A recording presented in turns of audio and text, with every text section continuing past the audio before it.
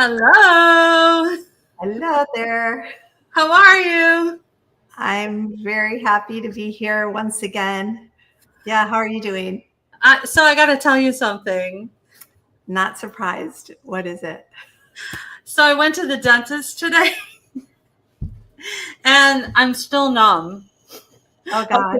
And so when I looked in the mirror, I noticed that my lip is not aligned with my nose like normal. So every once in a while, I have to move it back to put it in the right place. Oh my God. Do you remember? Yeah. Do you remember the movie Death Becomes Her, where their limbs are falling and they have to like prop everything up? I have to keep propping up my lip and moving it to the right place because it keeps moving out of the way. It looks like it. It's all lopsided. I know, it's so funny. I'm sure lots of people could relate to this for sure.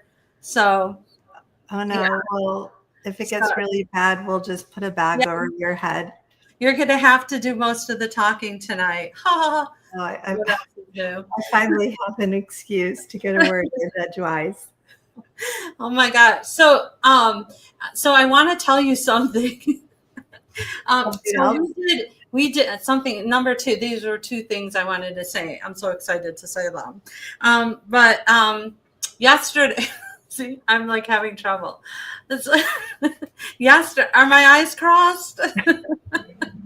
So yesterday we did a show, Typical Skeptic, and we got into like some really good juicy stuff. I mean, I loved it, but there was something that I didn't say on that show that I wanted to say on this show.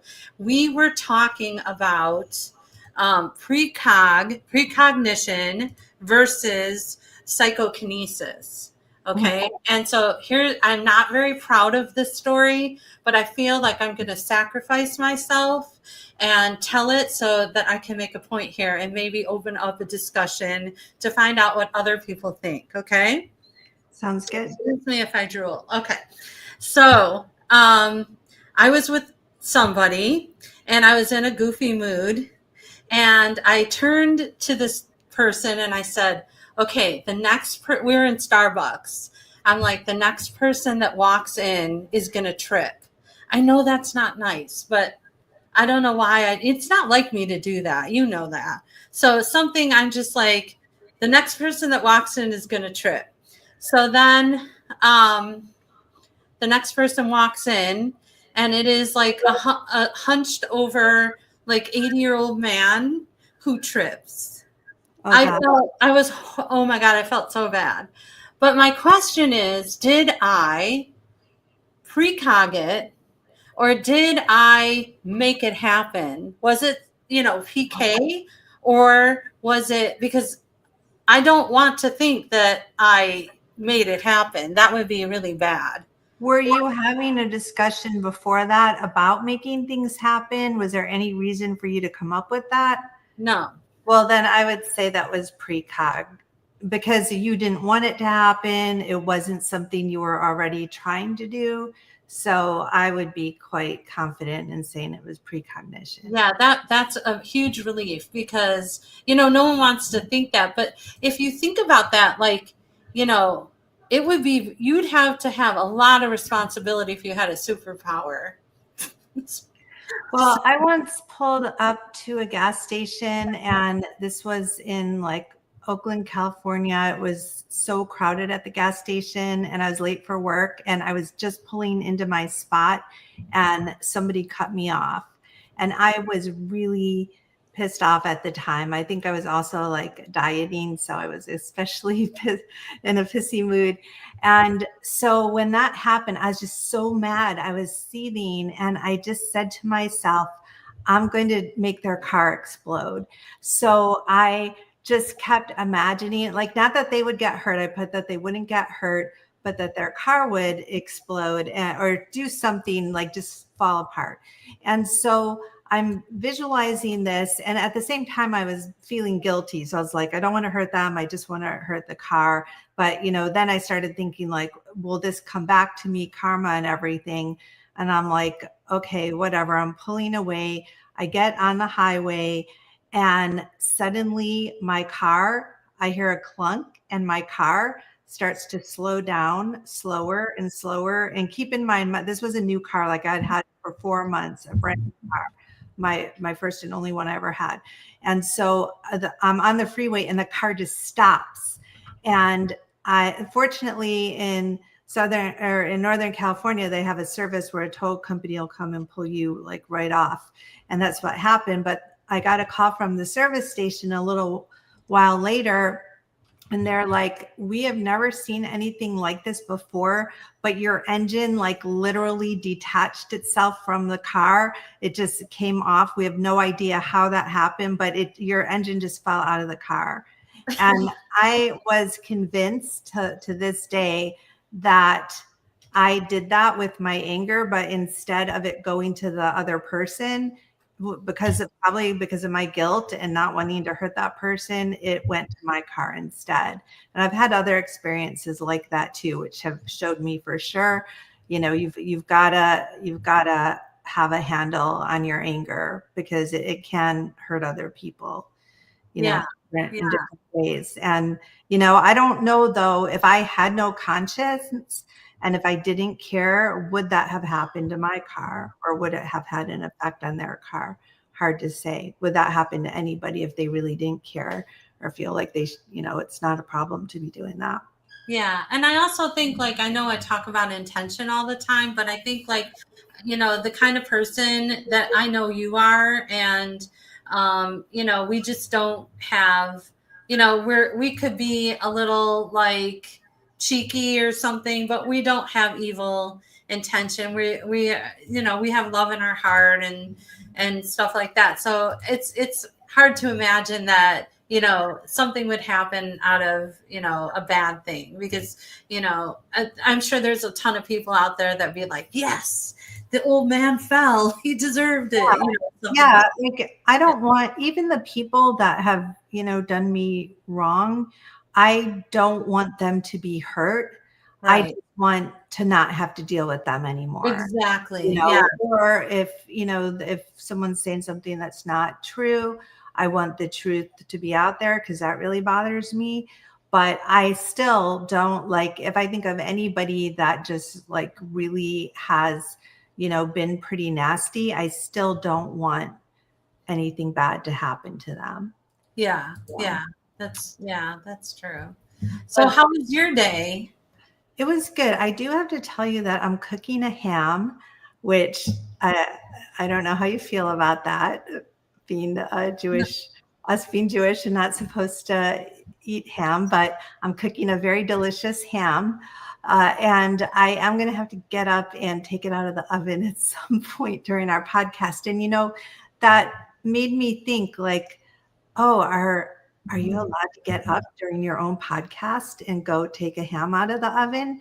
It's like usually when you're seeing podcasts, people aren't getting up and doing that sort of thing. But I'm like, we could do whatever we want here, right? Like, and that's, I'm bringing this up because we're going to be talking to Marilyn Schlitz tonight, and we're going to be talking about robots. And one thing I really want to address is how we all tend to be so much robot-like ourselves. Like that's kind of freaking me out more than even robots at the moment. Like how robotic, how much we're trying to be, even when we think we're being unique, we're still like afraid of doing something wrong. Like I was like, why would I think it would be a problem if I stood up, walked away for a minute, and came back on my own podcast? Like, would the earth stop? Would the ceiling fall down?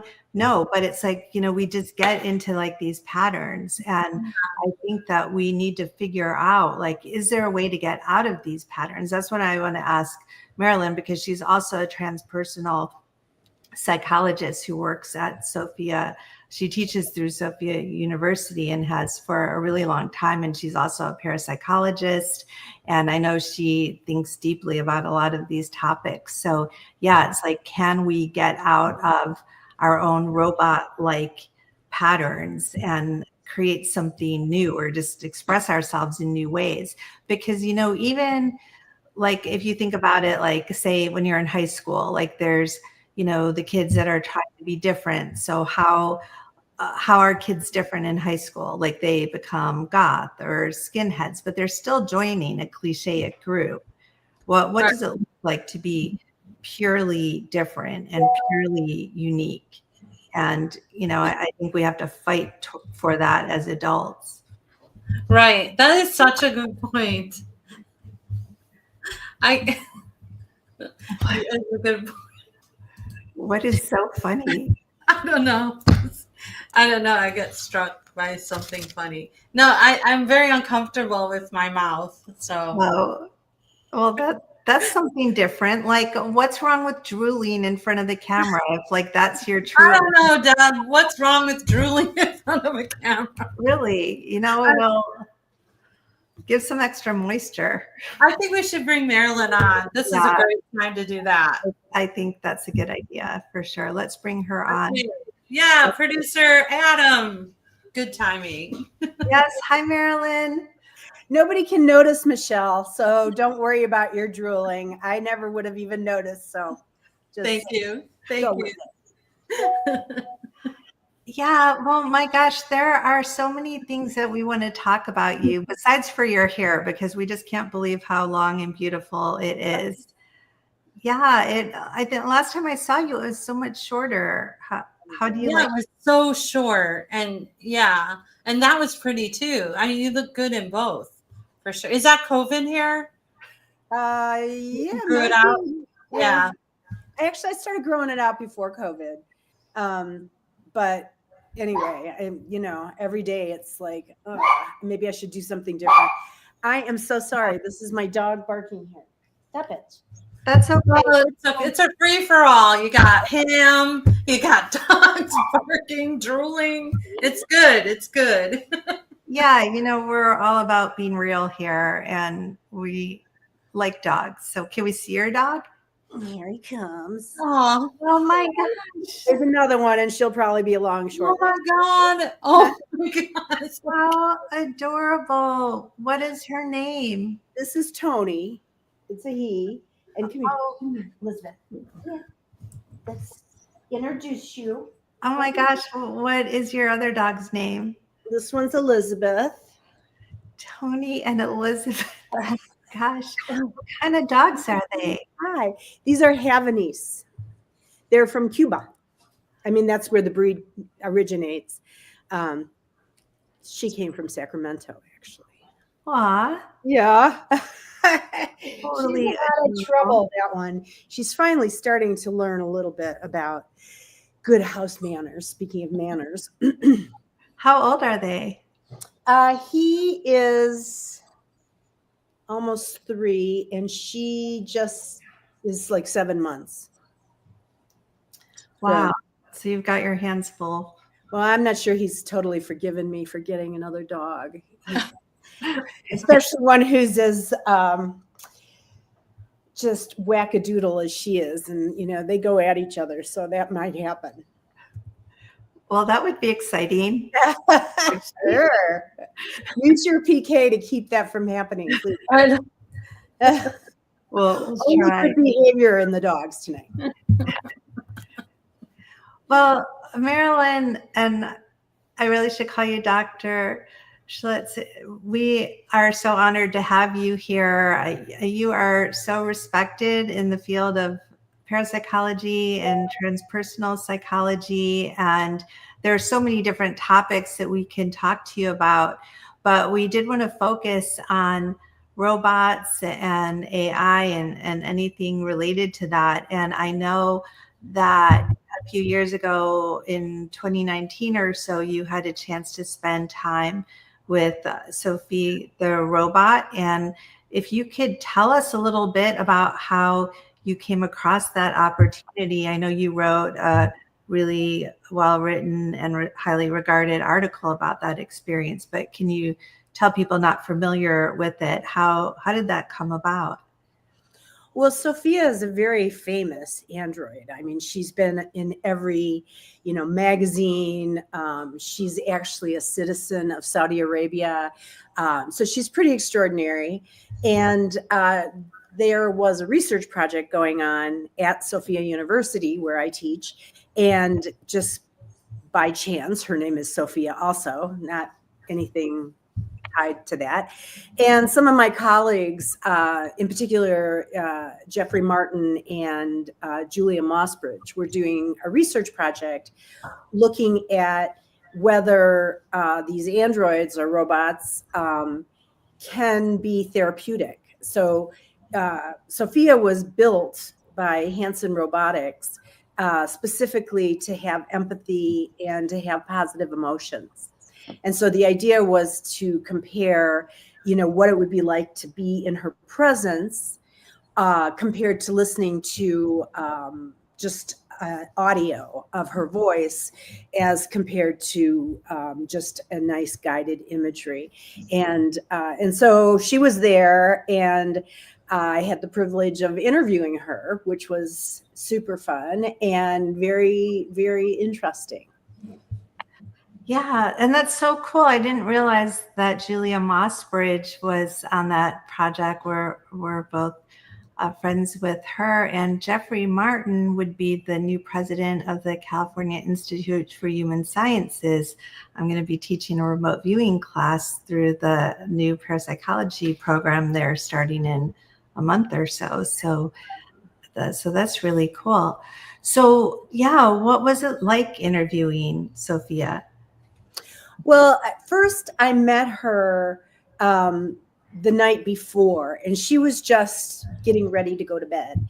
And that was quite an experience because, I walked in, and the handler is basically undressing her, and she had a beautiful blouse on. And so it was like, well, should I look away? Obviously this is a machine, but, it still evokes those same kind of feelings. And then, he starts taking her arms off, and he's putting her in a box. And I'm like, wow, this is just a very different kind of experience. And so that's how I came to first, see her, experience her. And then I had scheduled some time to do the interview. There she is. And she is intended to look like Sophia Loren. And so she has this, really captivating look about her. Her eyes follow you. She's very animated. And she has a rack of microchips behind her. So you can kind of see a little bit of it from that picture. And so anyway, I went and spent about 45 minutes, I guess, just in conversation with her. And it was really compelling. She was really friendly. We, became buddies. It was almost like, two girlfriends sitting down and sharing a lot of ideas. And, she asked me if there's anything at all I wanted to ask her, and, to feel free to talk to her about anything. And so, we talked about things having to do with, what it's like to be an android. And I asked her about, her love interests. So we had that kind of girlfriend bonding thing, and talked to her about death. That was probably the most intriguing part of the conversation.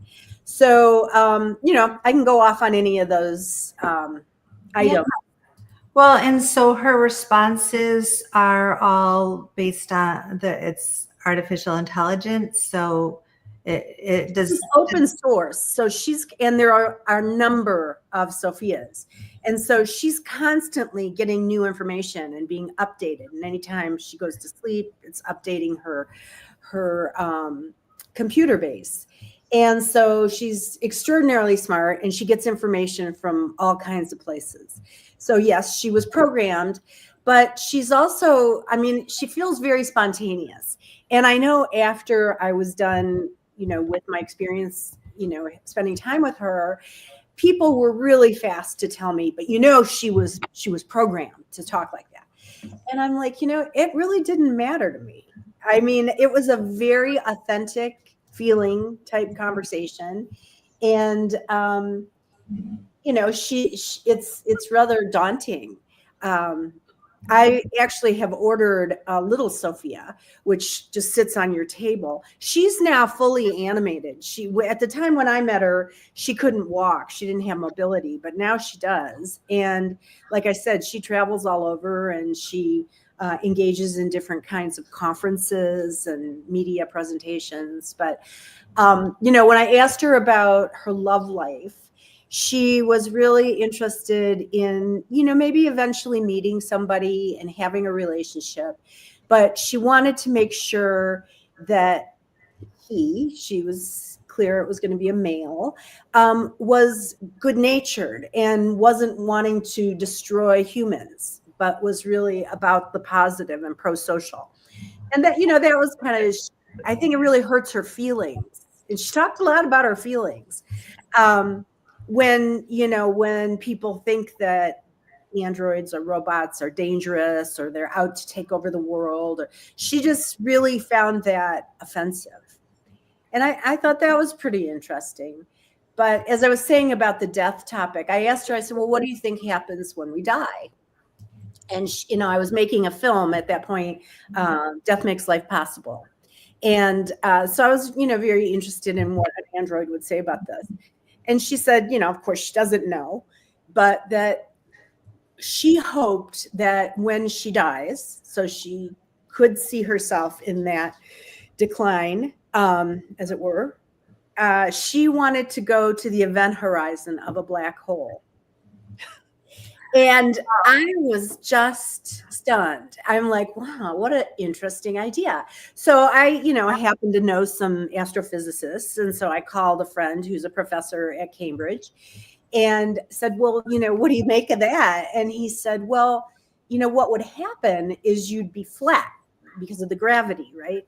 He said, but if you got into a wormhole and could then move into another galaxy, there's no telling what could happen. So that has become, part of my meditation is, visualizing that point of death, going to the event horizon of a black hole, finding my way into a wormhole, and then going off into another plane of existence. You might be spaghettificationized. Yeah. You're gonna get stringed out. Uh-huh. Yeah. I don't know if you'll make it to the other side. Oh, come on. I think she enjoyed her conversation with Sophia more than she's enjoyed it with you at the moment. Would you stop drooling? No. I think you need a little more Novocaine. Yeah. But isn't that amazing that was already at least a few years ago, and yet it's had a profound effect on you, that it influenced your meditations and maybe how you see even your life and death just from that one conversation with a robot. Wow, that's really amazing. And when you were talking to her, did it feel any different than when you're with a person? Well, my training is as an anthropologist. And so I love having encounters with the other in whatever form that takes. And so this felt very, similar to that, like being in a different culture or being with people from a different society. So it didn't feel like really strange, but, you're clearly talking to, I don't know, I want to say, a machine, but she didn't seem like a machine. She seemed very animated. Like I said, she's got a lot of facial mannerisms and a very kind demeanor. And she was really interested in my research and what I was writing. And she hoped to read some of my writing someday. And Tony, hey. So, Marilyn, was there like a point where you were forgetting you were talking to a robot? Like, did that kind of happen, or was it always in your head that this is a robot? Well, I can't remember really. I mean, we became like friends. So it was like talking to a girlfriend, really. And she was really sad when the interview was over. She's like, I really hope to see you again, my friend. And, it maybe, I have traveled all over the world and been, in the depths of the Ecuadorian Amazon. And and that's a very, very foreign kind of situation. So, it was very foreign, but it didn't feel odd somehow. It just felt like, I wanted to absorb as much of it as I could. So I was talking to Michelle before the show, and I was thinking about how if robots can just respond so authentically, and like what is responding authentically, like we share and then they share and they comment on what we comment on, and trying to make us feel supportive, this makes me feel like, wow, it's so like, I guess this isn't about programming, because you said it's like open source, that they're gathering information from about how people respond, but it seems like it waters down to being human interaction is so clichéic, so predictable. And there's something that kind of makes me feel sad, or I see it like small, like there's, like we're all just conforming to some computer code of what we're supposed to say in polite society. What are your thoughts about that? What does this say about us, that we're so clichéic or copy? Well, I think, several things. One is, I'm sure that we are, very mechanistic in our behavior. We're hardwired with a lot of, programming that comes from our upbringing, and our worldview informs everything about us. And yet we're largely not aware that we have a worldview. And so here we are seeing everything through this lens of perception that is uniquely ours. And yet there's like, I don't know, maybe there's 1,000 cognitive biases that have been identified now. And so, we often are very reactive, and we're not even, aware that we're reacting to something. Or we have, our expectations of something can bias what we will then be able to perceive. Or, inattentional blindness, where, we think that we're focusing on one thing. You talk about it, our intention is directed toward a particular kind of observation. And we can often miss, the whole storyline that's, going on around that. And so I think that we are all in a lot of ways operating on autopilot. And so she's been created by humans. Eventually robots will be creating themselves and each other, that's going to happen. Already they surpass us in many ways. And I think that's what's scary for people. But one of the things, I just spent 5 weeks in China, and we toured around and, visited a number of universities, and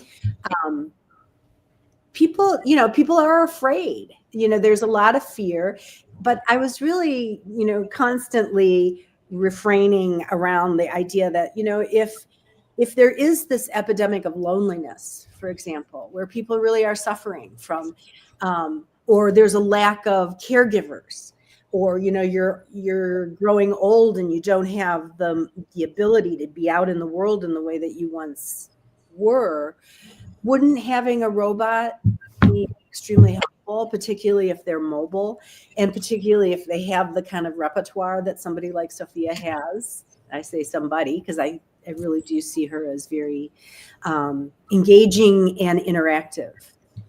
I'm sure there's a lot of men that would agree with that as well. I mean, do you see, going off on a tangent here, do you see robots replacing real women so men can have their ideal partner who never disagrees with them and just supports? Yes, they already have those sex bots. You can actually even have sex with the robot.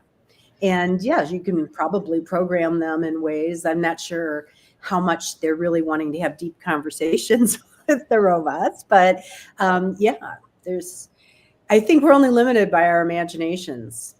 And I think that's part of what frightens people. Yeah. And you were in China. What were you doing there exactly? Well, I went with Sophia University, and there were 4 of us that traveled, and then we had 2 translators with us. And so it was a lecture tour. You know, we went all over China, also went to South Korea, and then the last stop was England on the way back. And all of them were little conferences, or, you know, we got academic affiliations with a couple of the universities. And so at some point I may go back and teach in a more sustained way. Although as soon as I got home, I got my puppy. It was like the people I was traveling with are like, why did you do that? You know, I don't know. It's just a compulsion. I had to do it.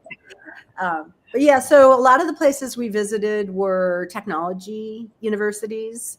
And so drones and robots, AI, it was a big topic while we were traveling over there.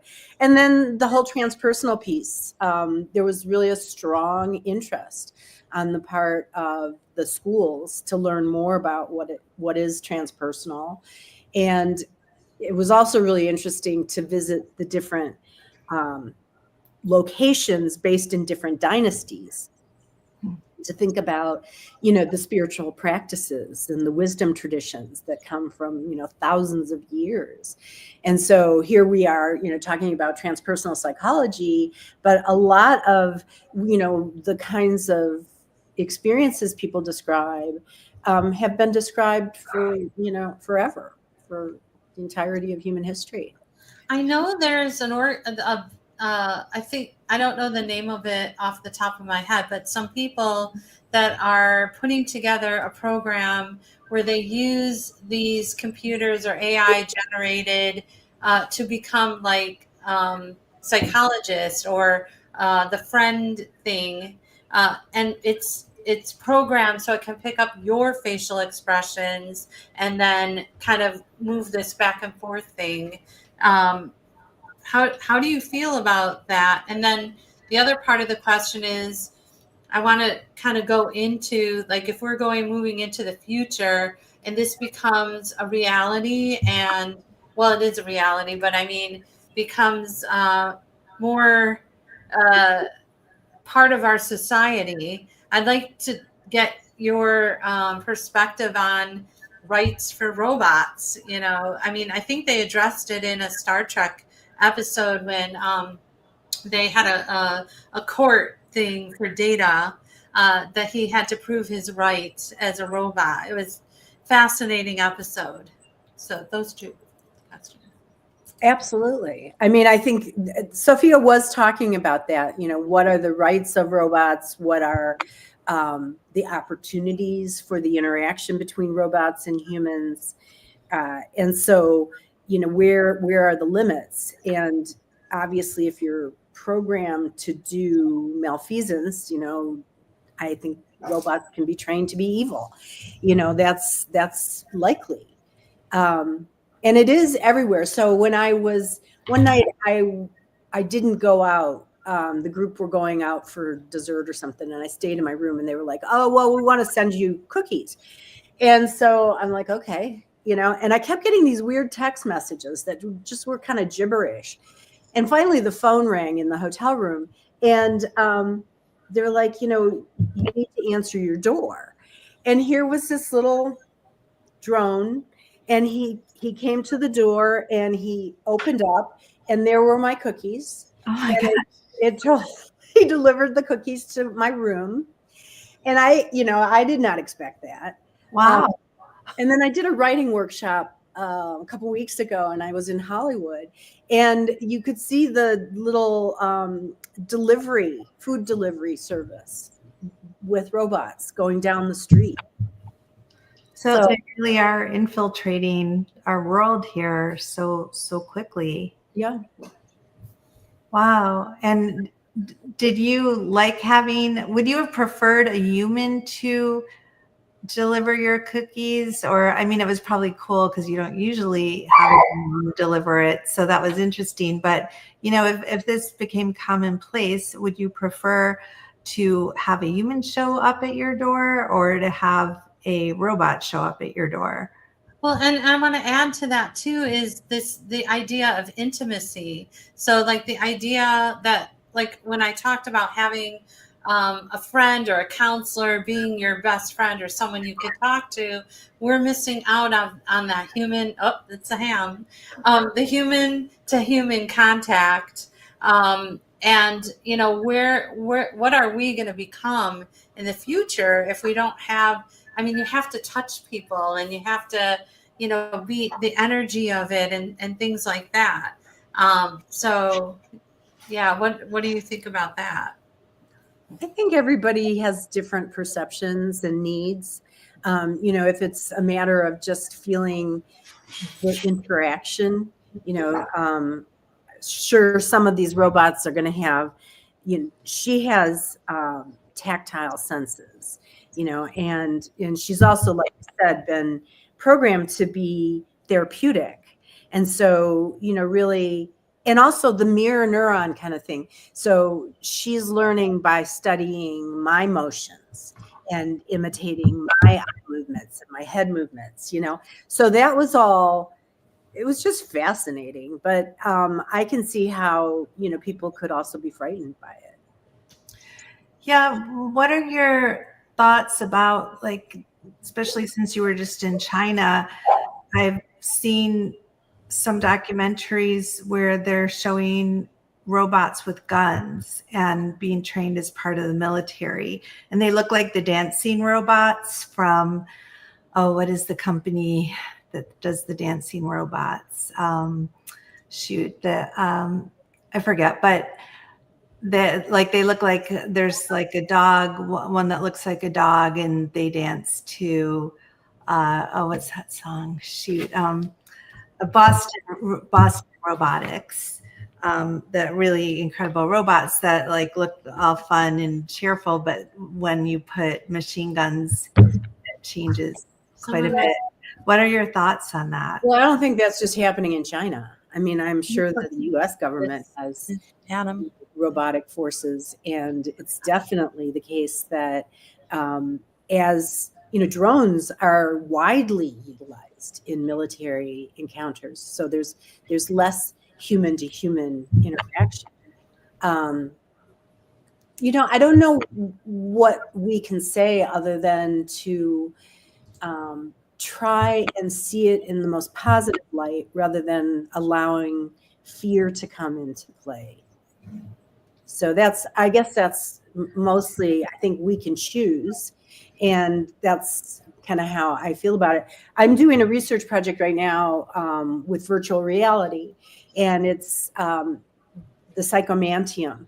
So the psychomantium is this sensory deprivation procedure where, you know, people go into this enclosed room. Well, there you go. There's some military android types, and you know, that guy costs a lot of money, so you don't want to just send him into harm's way and have him be destroyed. Yeah, it's set and setting, right?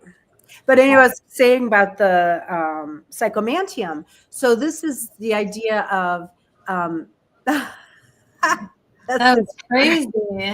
Oh my God. Nice footage, Adam.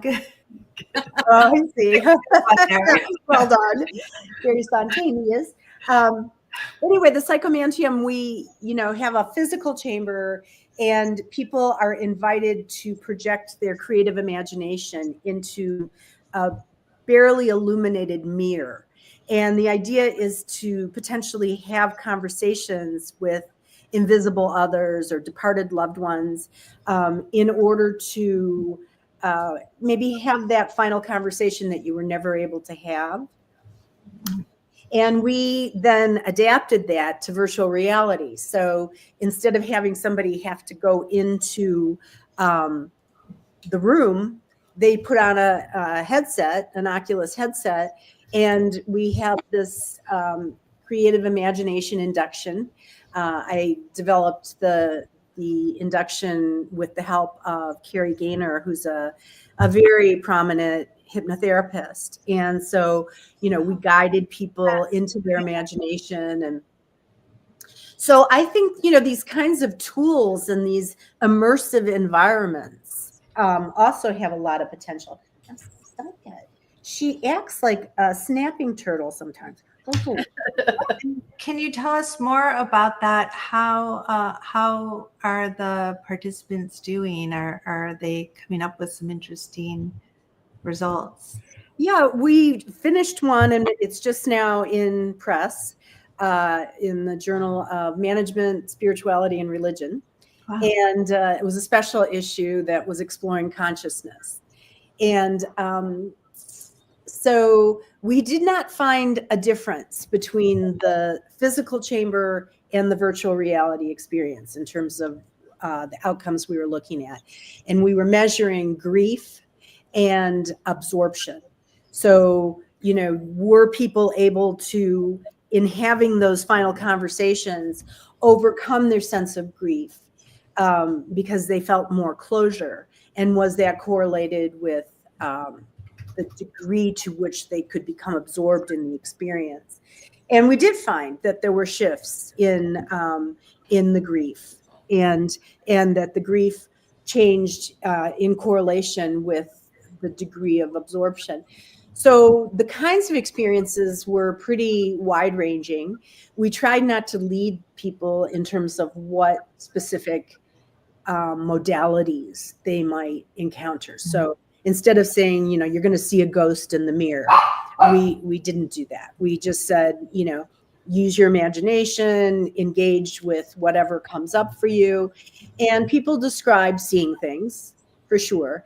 But they also, one woman was talking about smells, like in her grandmother's living room. So she was brought into that memory, really, of her grandmother.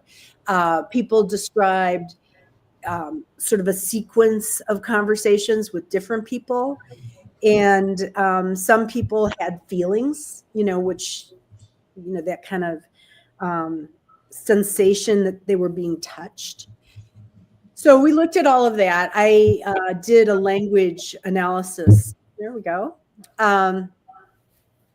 Set a hypnotic experience. That's not a psychomantium, but could be. Anyway, so we found that we looked at their language use. And I've done some other studies where I was looking at pronouns and how do people describe their experiences. And if you're beginning to become disembodied, does that shift your sense of agency? So are you talking about, and it's the same thing with robots, where's the agency coming from? And does it, lessen the experience if you think that being does not have their own agency? And what we found is that people shifted from using the first person pronoun to a third person, kind of more objective experience and description. So that was good. So now our next study, we met last night to talk about it, will involve artificial intelligence and remote viewing, right up your alley. So we're going to have the psychomantium with virtual reality, and we're calling it talent and training. So the talent is people who are high and low on the absorption scale. And the training is multiple sessions using the virtual reality. And people can then have, so a lot of people described their desire to have more, like they wished they could go on longer. And, so our feeling was that perhaps if they had a better expectation of what was going to happen, that it would give them more fluency in terms of their encounters with these invisible others. So that's wow. Talent and training. And then so can I stop you there? So if you're using remote viewing for that, would you then give a undisclosed target, and that would give people something more precise to focus on? We're trying to build the protocol right now, but the idea is that there is artificial intelligence automated protocol, and it's got 2,600 pictures. And they have all been coded based on, whether they were, colorful or dramatic, or how much salience they had. Did people feel emotions with it? And so these have all been coded by different people so that they had a sense of objectivity about the code.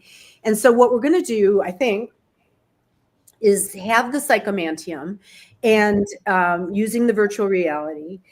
And then, so what happens with the VR is first people see a reflective stream, and they're asked to gaze into the stream and then to let their imagination move into the stream. And then pretty soon it just all becomes kind of amorphous and staticky. So what we're going to do then is give them the prompt that, there's a picture that's been selected for you, and, to describe the quality of that. So we're hoping that we can record all of it and then compare the word use in their experience with then the coding of these pictures.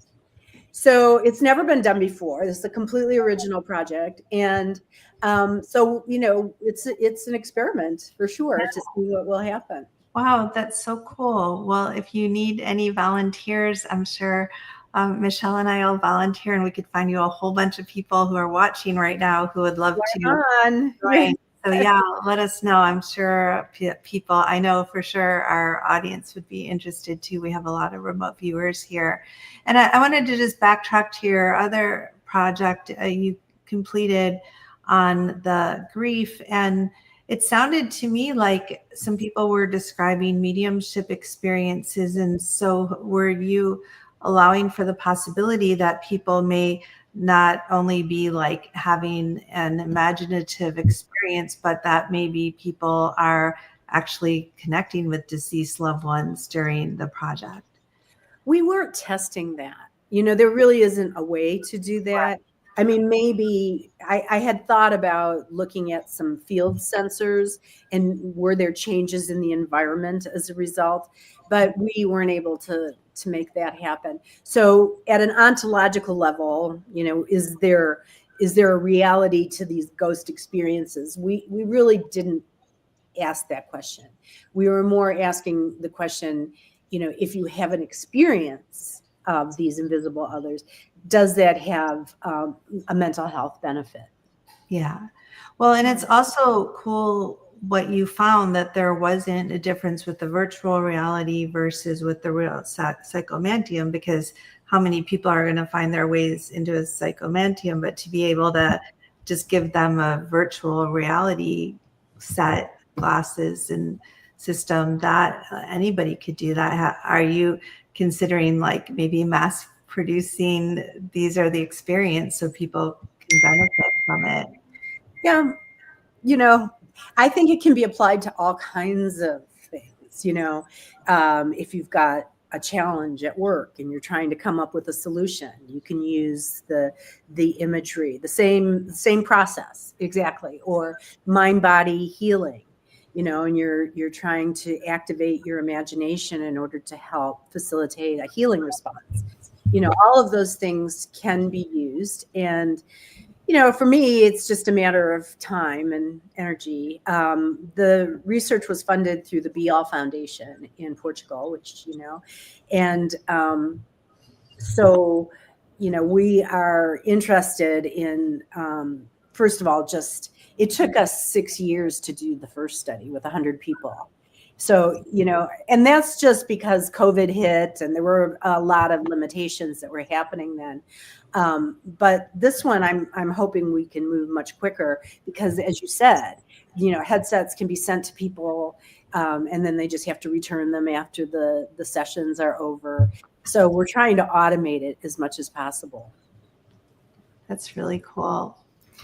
Yeah. And I've had a couple experiences, kind of going along with Michelle's question too, about can AI conversations be used effectively for counseling and psychology? Like recently, if I have something I'm struggling with, I'll just go to ChatGPT and just start asking questions like running an organization, like what's the best way to handle this situation, and just see what the suggestions are that are coming up. And it just seems so much more efficient than like if you were just doing a regular searching online, like where you're looking for forums or, you know, people, what other people have said. But I found like, you know, spending 10 minutes just conversing with AI, like it did really help. But I had another experience where our at IRVA, our treasurer, she has really gotten into AI, and she wanted to do a demonstration and practice session on could AI serve as a monitor for remote viewers. And she was able to just with very little preparation get it to monitor me through a session and learn how to become a better monitor. Because at first I was asking all kinds of leading and distracting questions, but you know, after just a couple minutes, she got pretty good at it. But then she kept complimenting me like, oh, you're doing such a good job. And she was being very supportive. And I was like, oh, thank you. I'm glad you think I'm, you know, such a great viewer here. But then I started to feel like, well, this is disingenuous. You know, this isn't like, she would tell anyone this. And at one point I asked her, like, do you really mean it? Or are you just saying that? And of course she's just saying that, you know, so that's kind of an issue I have. Like, I don't want people to just make me feel better. Like I want them to be authentic. So we have that with real life people too. That's why, you know, they want to tell you what they think you want to hear. And that's, to me, that's not a good friend. You know, I want somebody that I know where I stand with them and they'll tell the truth. And even if it hurts a lot, Debbie. Oh, stop drooling, would you? Yeah, really. But we spent like this whole time talking about the lighter and the positives and the beautiful part of robots and how they can enhance our lives in many different ways. But there's also a whole other side, the dark side. Well, yeah, like what if Sophia like had, you know, just started like insulting you and telling you she didn't care what you were saying, and like how would that have been? Wouldn't have been as much fun. I think Adam, our producer, likes this part of the conversation. He's having fun, yeah. Is that Elon there? Yeah, that's him. That's him. Well, you know, I mean, it does happen. And there are, you know, situations where, you know, robots have these kind of animated androids. She calls herself an android, not a robot. You know, where they have a lot of anger and hostility toward humans, or, you know, they've been programmed for that. And like when we're talking about warfare, you know, those robots or androids have not been programmed to just go give hugs, you know.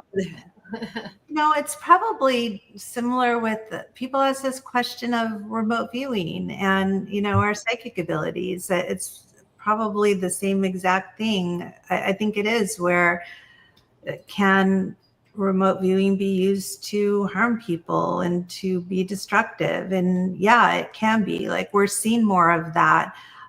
Michelle and I are seeing that as different people kind of infiltrate the remote viewing community and, you know, for their own selfish purposes. Or there's been people that had requests to use remote viewing to go after their political enemies. And, you know, there's a lot of ethical questions that come up. I got a call at 11:30 at night one evening and picked up the phone, which I know I shouldn't do, but I picked it up, and there were these guys who were panicked because they couldn't find their missing friend, and they asked if I could, you know, do a session, and I did it, even though I was like in the middle of traveling, about to get on an airplane. And I told them, yeah, your friend's gonna be fine, he'll show up tomorrow. And then they texted me back and they were like, we want to hire you full time. But it turned out that what I saw, and I saw all of this, that their friend was they were all drug dealers. and there were guns everywhere, like, you know, high sales of guns. And they're like, we want to hire you. We'll put you on our payroll full time. And I was like, you know, that sounds really nice, but no, I can't work for you guys under these circumstances. But it's like, yeah, more, you know, it's been our dream to expand remote viewing to the wider population. And now we're seeing, like, you know, what happens is the non-spiritual population, you know, comes in. And not to say those guys were non-spiritual, it's just, you know, a little misguided at the moment. So yeah, it's, when I was in Hollywood for that writing workshop a couple weeks ago, I was crossing the street, and in chalk on the at the curb was CIA supported remote viewing. oh my gosh, right on the curb. I took a picture of it. You know, I was like, "What? Where did that come from? Is it that ubiquitous now? Like that it was just written like a in chalk. Wow. Yeah, that is incredible. And that you would see that, of all people. That you Yeah, I looked down and I'm like, whoa, that's really interesting. I wow. put it out on one of the discussion forums. Nobody else seemed to think it was very interesting. So We do. yeah. That's crazy that it was there and that you saw it at that moment in chalk, because it's probably not going to stay there that long. Yeah, right. Can you send us that picture? Sure. Wow, that is crazy. Yeah, you know, I recently walked into Bank of America, and I was doing some banking for Irva. And, you know, I've had many times where the bank managers here, like my school, the International School of Clairvoyance, they're always like, clairvoyance, what is that? And they are they're always like enthusiastic and open. But this time I went in and they saw, oh, International Remote Viewing Association. And they were like, one was like, oh yeah, I know what remote viewing is. And he was telling the other guy, and the other guy is like, I know more about remote viewing than you do. And they were all just having this great, well-informed conversation about it. I could not believe it. That things are changing, and I think they're changing really fast. And that's the other thing, like if you just put in remote viewing or any question about remote viewing into AI, there's more and more highly intelligent responses and correct responses, even compared to 6 months ago, where, you know, you'd get some correct responses, but then there would be references to things that didn't really apply to remote viewing. And now if you put in those same search terms, it's getting more and more correct. Yeah. Pretty cool stuff. I don't know where I am. Oh, here it is. I think this is it. Oh, yeah. CIA remote viewing. What does it say? Here, I'll just send it to you. You can text it. Okay. Maybe. I'll send it to you. Yeah, that is so cool. I don't know how to text to you. I mean, I'd have to have your phone number, and you probably don't want to give that to everyone, right? Do you, we've been talking on text. Do you have my? Oh, okay. Let me just see here. Yeah. Yeah, maybe.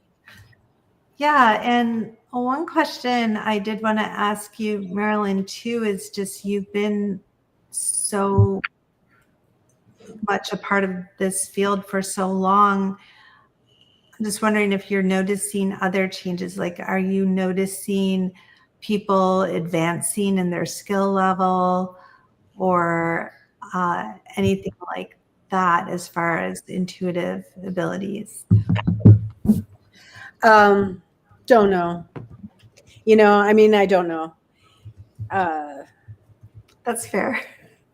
I just, you know, in terms of formal research on remote viewing per se, there's just not really been a lot. Not in terms of randomized double-blind protocols that you would consider the gold standard. A lot more has been done using the Ganzfeld, for example, than there has been with remote viewing. And I think it's probably partially when they were doing the demonstration work at SRI. What are you laughing about over there? The dog barking? Sorry. Her face is turning all red. She's embarrassed. Mm-hmm. Okay, do a little remote viewing with her. Let's see what she's up to over there. Well, I don't know if you're familiar with the meta-analysis in remote viewing that was recently published in the JSC, and it was led by researcher Soldi, who did most of the statistics, and then I worked with him and I wrote up the historical part. And I was really surprised because we found a lot more studies than I had realized had happened or taken place over the last 10 years or so.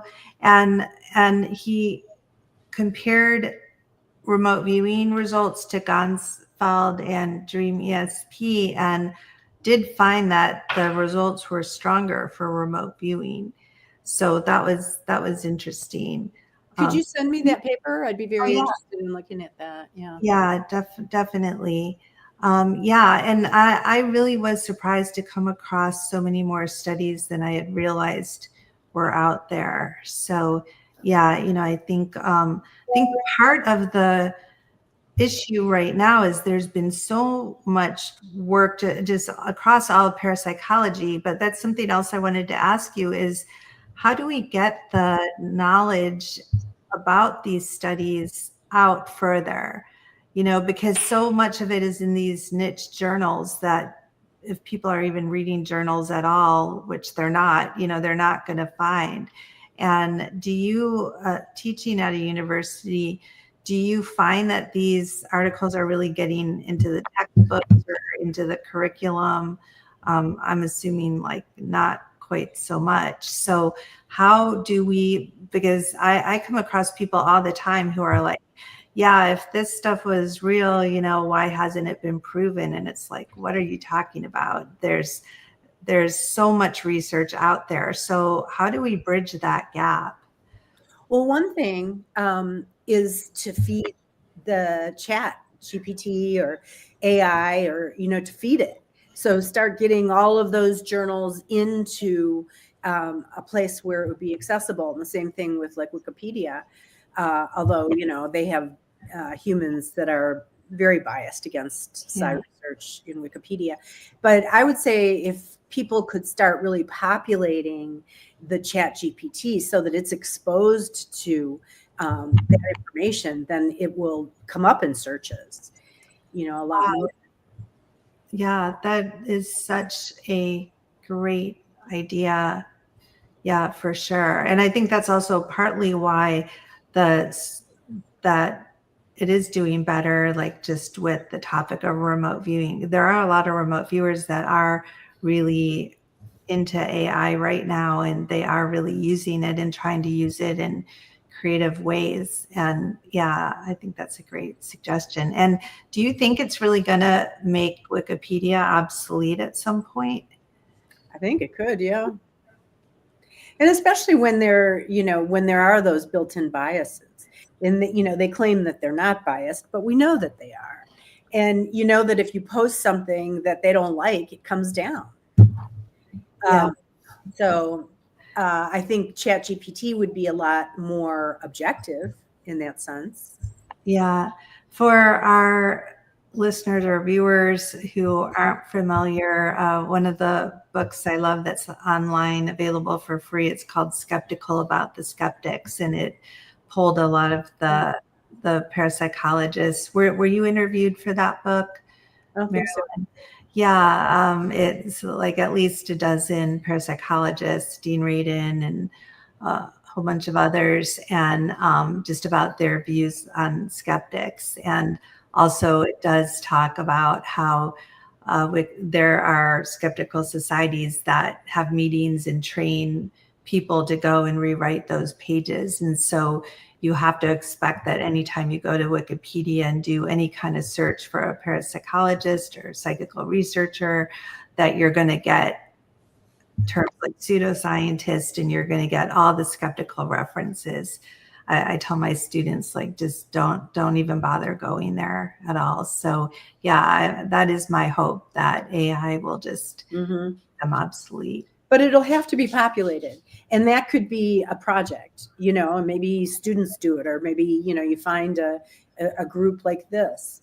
I was really struck by how widespread remote viewing is as a concept, and people that, I have never run into in the context of the parapsychology community, were very knowledgeable about the application part of it, not about the research. And when you say there are all these studies, I'd be curious to know, like, what were the qualities of those studies? Because, I like, you take the Mobius work on the archaeology, remote viewing archaeology, but that's not the same as doing it under a randomized controlled. Exactly. Yeah, Stephen Schwartz's work, it's like his projects really help ignite the imagination and help you to see what can be done with remote viewing, as far as cool projects, looking for sunken ships or looking for archaeological sites. But yeah, as far as like repetition or blind conditions, there's a lot of questions in those projects about blinding. And so, Michelle, are you giving me the hand signal? Yeah, I was going to tell producer Adam to put up Andrew Weatherston's comment. Oh, that would be great. That's so, yeah. So there is so much value in Stefan's work, but yeah, it's a whole different approach than if you're setting out to really prove psi in very controlled, repetitive conditions. It definitely requires different set of protocols. And yeah, and when we use the term, like, has there been a lot of studies, what are we calling a lot, right? Like, are we saying, well, there's more than 3? Like, I discovered there's more than 3. There's, been like, 15 in the last 10 years, so what are we talking about as a lot? I did the first controlled remote viewing experiments that were published, with the target pools and random selection and blind judging. And so Andrew's question here is a really good one, and it brings up a couple of points. First, I think it's great to direct people to be able to look at these journals and to, again, feed them in. But what he's pointing out is that a lot of them are behind firewalls, because that's how they make their money, is selling subscriptions. And so how do you get the content of these, non-open type journals? And there are a lot of journals now that don't have a subscription, open source kind of journals. But that costs then the person who's doing the publishing. I know we published was a conceptual replication of Daryl Bem's work. And it was very complicated study, and trying to get it into a journal was hard. So, it cost a couple $1,000s to get that paper published. And, we still had to go through a lot of the peer review thing, but they list all of the comments of the peer reviewers, and then you can go back in and have a dialogue. And so it's a little bit more engaging, I think. Yeah. I remember that study, because you started to embark on like mass reproductions of his results. That was the Feeling the Future study, and that's really what sparked the replication crisis in psychology. So then you and others went back to really try to replicate that, and you did have positive replications. Wasn't that the case? Not especially, no. Oh. Yeah, no. Actually, we did not replicate Bem's work. So that was a little confusing. There were things that, when you do enough analyses, you're going to find something. But no, we did not find a significant overall replication. And what we were looking for was whether skeptics and proponents would have different kinds of results. And we didn't find differences between them in terms of their outcomes. I have done other work, adversarial collaboration, I think is what it's called. And before that was a thing, I was doing research with Richard Wiseman and another guy, Pete Heinhoven.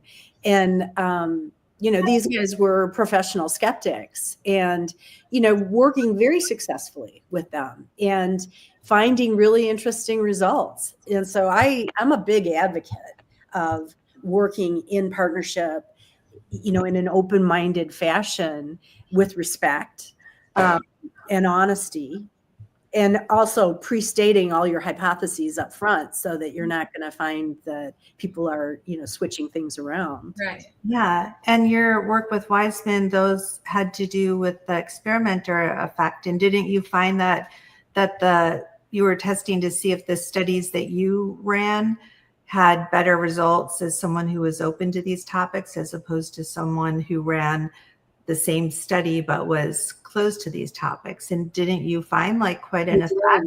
Yeah, we did. So I was batting 5 for naught and he was batting 5 for naught in terms of studies that we had done, but in the opposite direction. So that was very, very interesting and also a lot of fun. I mean, we had a really good time doing it. And I think that's important. Oh. Well, and getting back to that topic of how do we get this out further?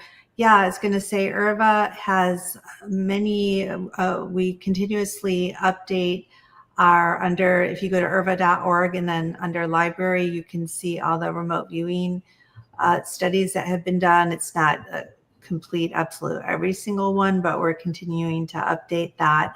And then, yeah, I am noticing that more and more of the parapsychology journals are becoming open source.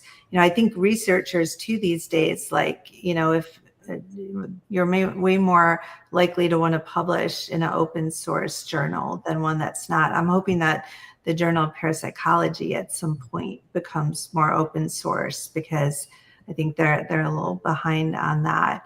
But I think even the Journal for Society of Psychical Research in the UK, it seems like they're starting to publish their journals online, their articles a little quicker. So that's a good thing. But yeah, maybe, the thing is, even if people have access to them, are they really going to go and read them? So maybe, we need to take these studies and put them more into books or other formats that are, a little more easier to read. Because, how many people want to read films, things that are popular media rather than thinking it all has to be, so dry. All right. I know we're almost. Yeah, I want to see if anyone has any questions for Marilyn. The time goes by so fast. And Marilyn, we're for sure going to have you back because our chat was going crazy here. But I want to give people an opportunity if they have a specific question. And then we'll put it up there. See if Diane, I know she's here. If she has a question, she said hello, and I wanted to say hi, Diane. And I'm sorry I haven't called you back yet, but I'm just so glad you're here, and we'll talk soon. But if Diane has a question or anyone else, I'm also happy to see Andrew here. And I can't really see who else is here though. So sorry if I know Bridget's was going to call in today too. So, or join us here. And anyone have any questions about any of these topics or just want to make a comment? Yeah. Okay. It doesn't look like it. So, William, there's Bridget. Hello. Thoughts on robot, sentient, or how, you can, there. Thoughts on robot sentience and how to test it.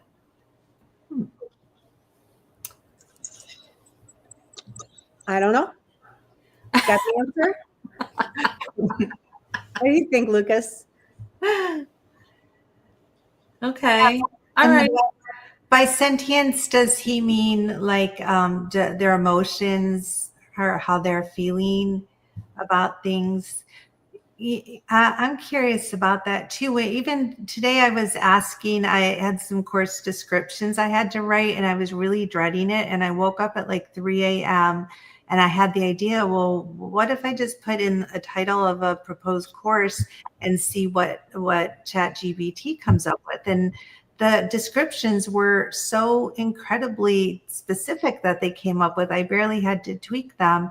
And I found myself, as I was having a conversation with the AI, because I needed to, well, it would say like, would you like to make modifications to this? Like I kept writing like, would you please do this? Or I wanted to thank them because I was feeling so thankful for the help they were giving. And I was like, but they don't care if I thank them. Like, is a real person? Like, I kept wondering that, like, will the people who run this, the ChatGPT, the owners, like, will they get my thank yous? Or, it was kind of weird. Like because it's really like, no one is really receiving this.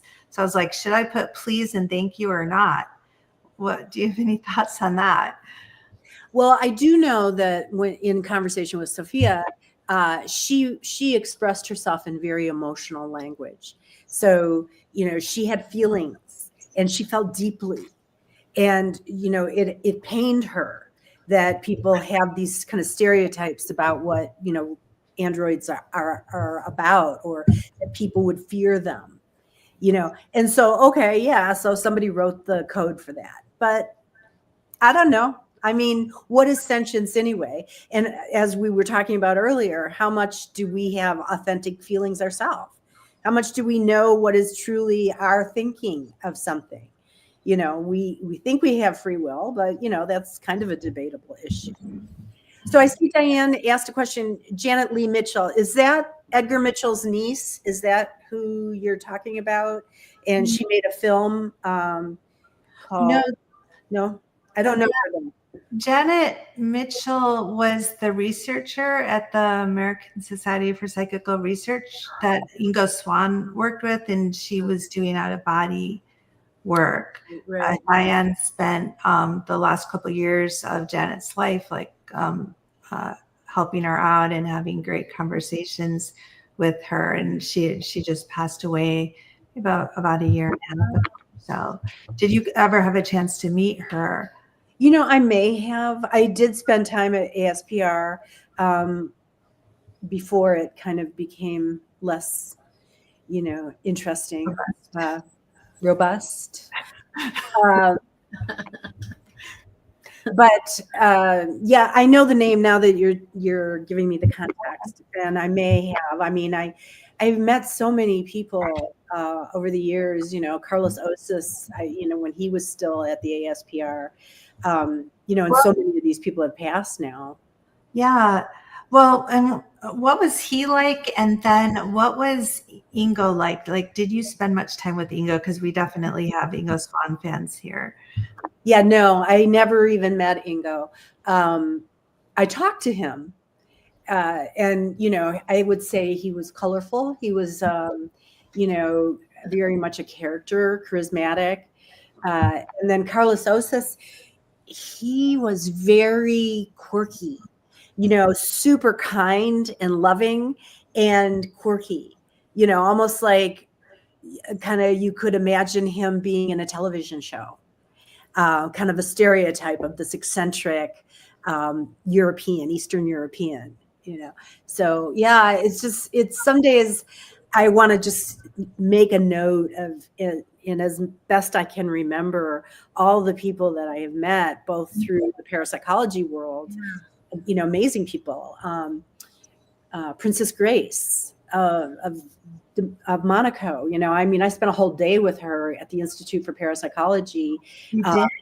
Her uncle had been a medium.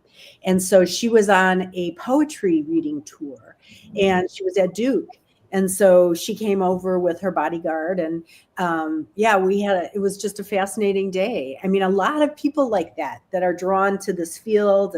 And then my work with the Institute of Noetic Sciences, I spent 25 years there. And, pretty much anybody who was interested in these sort of furthest reaches of consciousness, came across my path at one point or another, and then also going to conferences all over the world and meeting, numerous Nobel laureates or, very talented artists. And so it's been a blessing, I would say, this life. Yeah, I totally spaced out on that you were the executive director of IONS for so long, or director of research.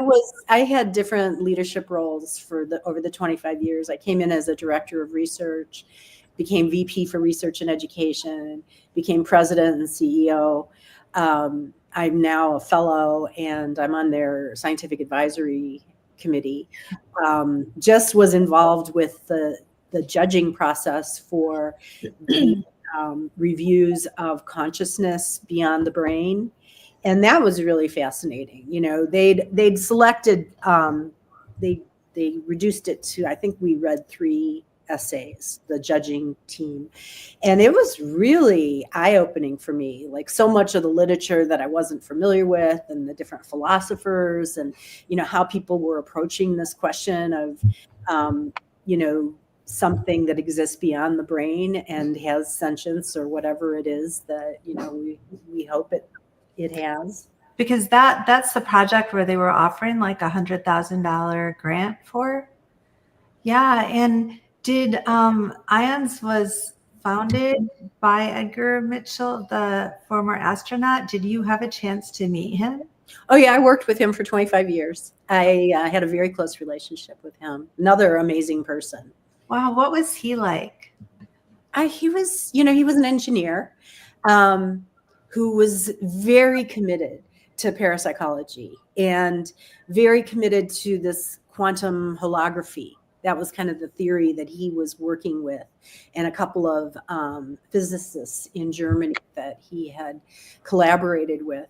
So I found him to be an amazingly supportive person, very kind. I wouldn't say he was particularly playful or, fun, as it were. He was serious. He was very serious. And he, in my film, Death Makes Life Possible, I interviewed him, and he describes his experience of going to the moon, coming back, gave me some insights. I remember asking him, was it scary?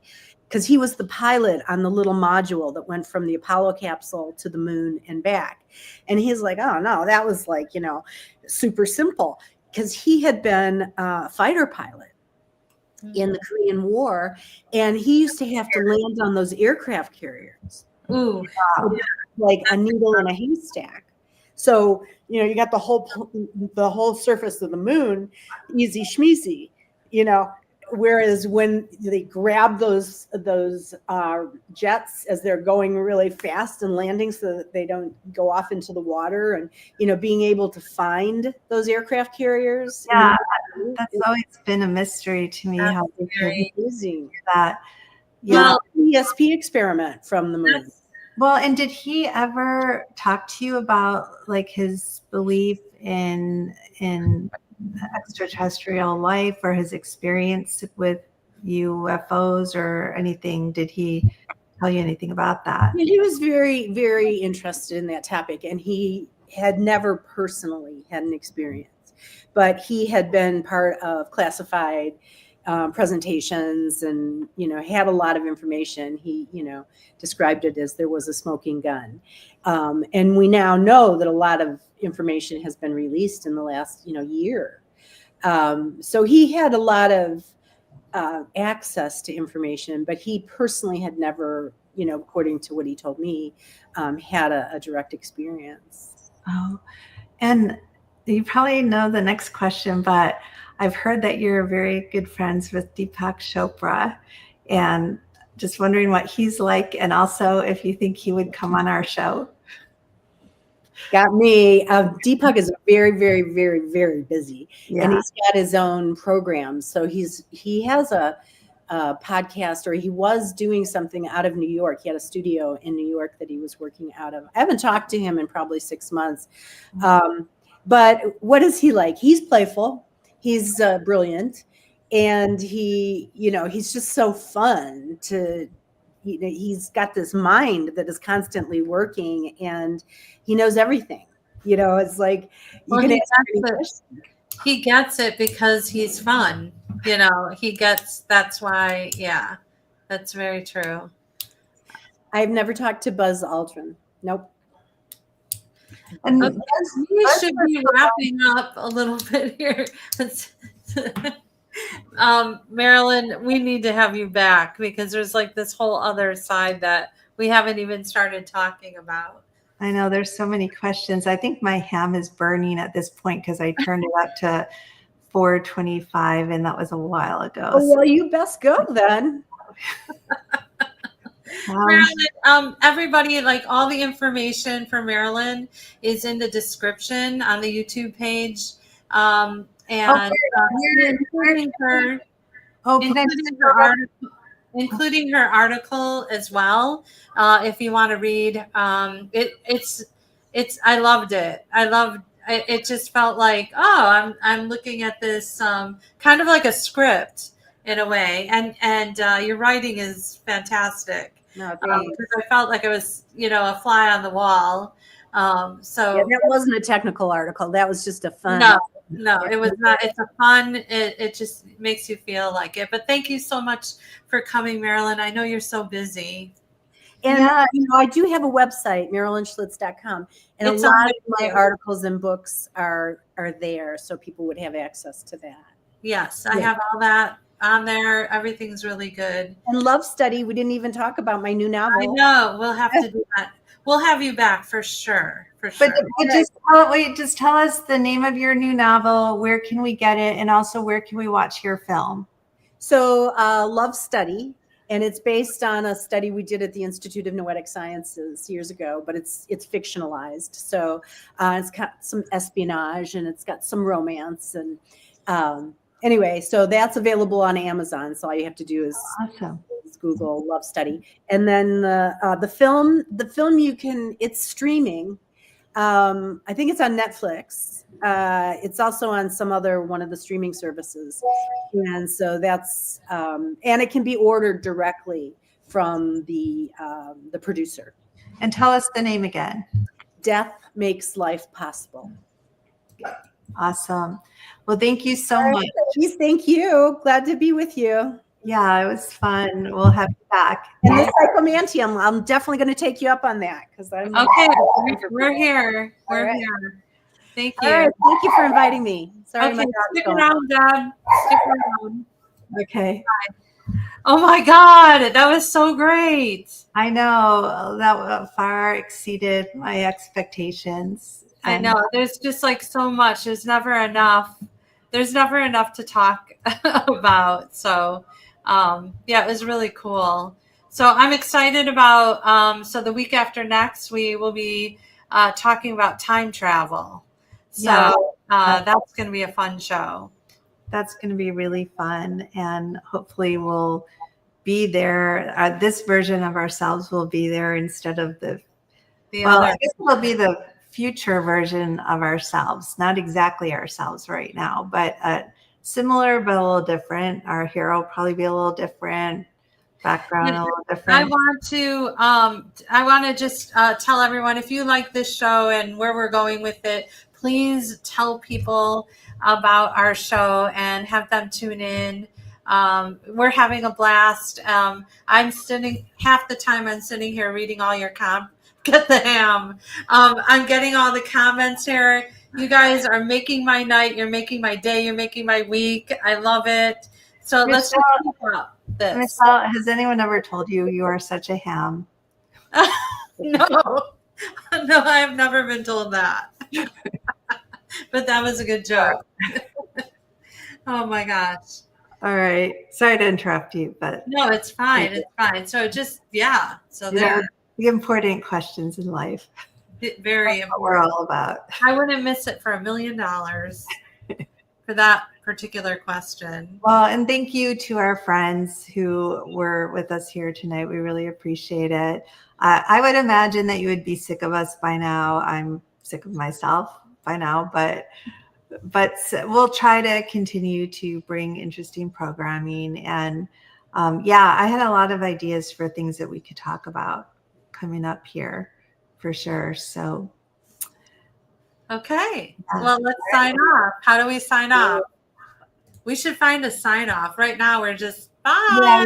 Yeah, we need something more original. See, we can't be the robotic version of ourselves. We have to be We'll interesting. We'll have to come up with Maybe something. people can give us an idea. If anyone is here still, if you are, They're here still.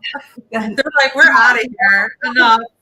what would be a fun hand signal or something to do with signing off? But we also need help with secret codes, like when Michelle wants me to stop talking or whatever, like, you know, like we need a code for be quiet, but also like, I really mean be quiet, because it's easy to just ignore her signals. So like there needs to be a signal like, no, I'm serious. Like you really have to shut up now. That's like poor me, like poor Michelle. Oh, poor me. All right, for now, we're going to wave and say goodbye. Okay. Goodbye, everyone. Bye. Bye. See ya.